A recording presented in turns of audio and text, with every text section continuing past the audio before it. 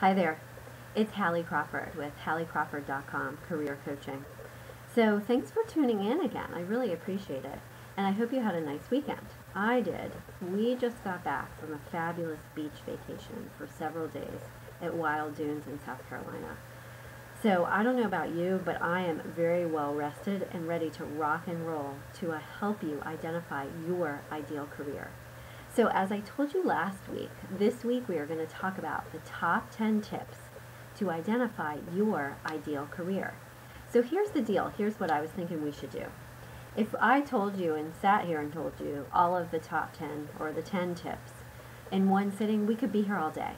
So what I'd like to do is chunk this down, break it down into 3 tips each week to help you take these tips and start using them, implementing them in your life right away to make it more manageable for you.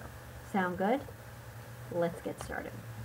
So tip number 1 to identify your ideal career is to dream first and dream big. Dream first and dream big. Here's why I say this.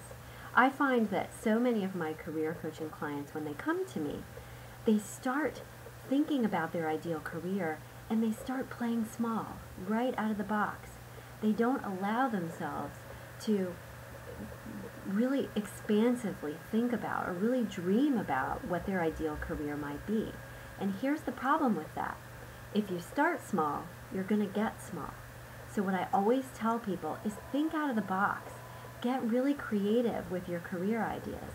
Dream big. And what I also tell people is to dream first. Do your dreaming at the beginning. Because what I also find happens for people is they get practical. They get too practical too soon in this process.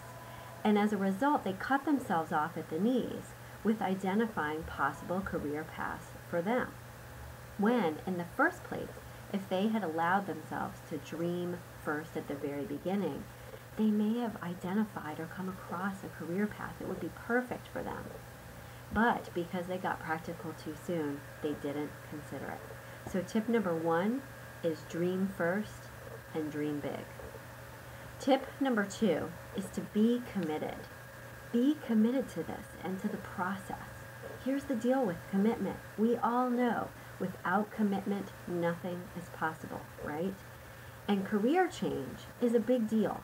Change in any area of our lives is a big deal. But in our career, it's especially stressful, or can be for people. Our jobs are important to us, right? They pay our bills. So making a change in this area can be especially tough or challenging for people. And if you are not committed, and I'm going to say committed at a level of 10, on a scale of 1 to 10, you have to be at a 10. If you are not committed at a 10, it's very possible that you will not succeed in identifying your ideal career and following through with it. So commitment is vitally important. It's a make or break. And tip number 3 is to define success your way. Define success your way.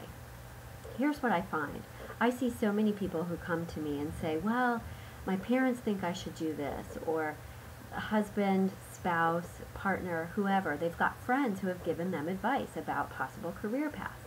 And that's great. That can be very helpful to listen to and get thoughts from people who know you best. But what the trap that people sometimes fall into is they start to define success based on what others think that they should be doing instead of what feels right for them in their heart. So tip number 3 is to define success your way. Think about what's truly important to you.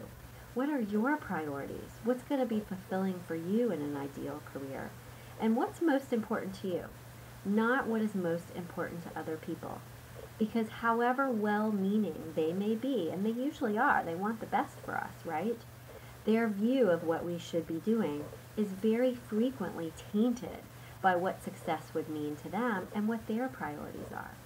So take some time to think about your priorities, what's important to you, and how you define success in order to identify your ideal career. So good luck with this. And as you know, I'm always here for advice and help, so feel free to get in touch with me and ask questions.